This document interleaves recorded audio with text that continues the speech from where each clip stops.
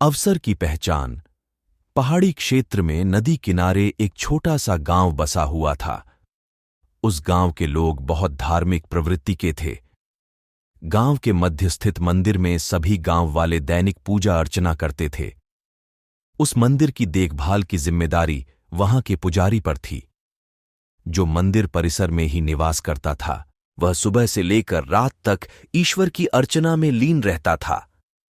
एक दिन गांव पर प्रकृति का कहर मूसलाधार बारिश के रूप में टूटा, जिससे गांव की नदी में बाढ़ आ गई। बाढ़ का पानी जब गांव में प्रवेश कर गया तो गांव के लोग घर छोड़कर सुरक्षित स्थान पर जाने की तैयारी करने लगे। एक व्यक्ति को गांव छोड़कर जाने के पहले मंदिर के पुजारी का ध्यान आया और वह भागता हुआ मंदिर पहुंचा। वहां पहुंचकर वह पुजारी से बोला, पंडित जी, बाढ़ का पानी हमारे घरों में घुसने लगा है। धीरे धीरे बढ़ते हुए वो मंदिर तक भी पहुंच जाएगा। यदि हमने गांव नहीं छोड़ा तो बाढ़ में बह जाएंगे। हम सभी सुरक्षित स्थान पर जा रहे हैं, आप भी हमारे साथ चलिए। लेकिन पंडित उस व्यक्ति के साथ जाने को राजी नहीं हुआ। वह बोला, मैं तुम लोगों जैसा नास्तिक नहीं हूं। मुझे भगवान पर पूरा भरोसा है। पूरे जीवन मैंने उसकी आराधना की है। वह मुझे कुछ नहीं होने देगा। तुम लोगों को जाना है तो जाओ, मैं यहीं रहूंगा। पंडित की बात सुनकर वह व्यक्ति वापस चला गया।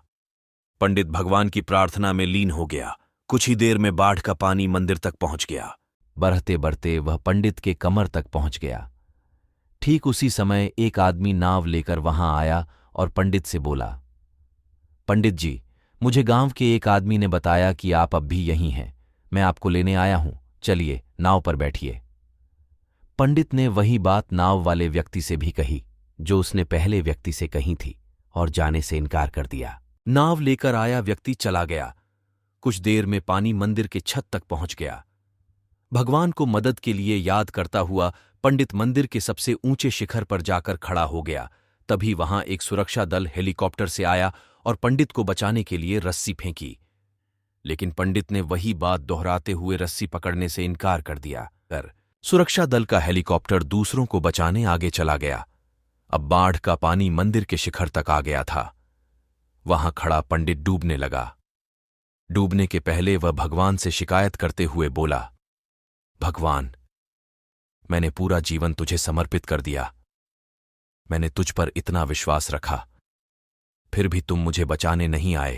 पंडित की शिकायत सुन भगवान प्रकट हुए और बोले, अरे मूर्ख, मैं 3 बार तुझे बचाने आया था। पहली बार मैं भागते हुए तुम्हारे पास आया और गांव वालों के साथ गांव छोड़कर चलने कहता रहा। फिर मैं नाव लेकर आया और अंत में हेलीकॉप्टर। अब इसमें मेरी क्या गलती कि तूने मुझे पहचाना नहीं।